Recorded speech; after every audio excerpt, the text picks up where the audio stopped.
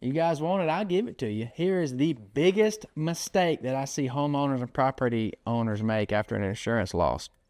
It is choosing the wrong contractor for the bill back. It could be water damage, fire damage, storm damage, a tree through a roof, or it really doesn't matter. It's the same issue that shows up time and time and time again. The job drags on for months. Nobody really knows what's going on because you're not trained to know. You don't do this every day. A lot of times the work, if it does end up getting installed, it's sloppy, shoddy, it's not up to code. And I see that more than anything. And here's what people need to understand.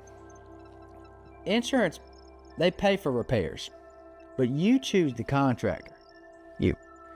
So if you hire the wrong company, if they install bad work, cut corners, or do something that's not up to code, that falls back on you. The insurance is not going to come back later and pay to tear out bad work and do it all over again because the contract that you hired is, sloppy.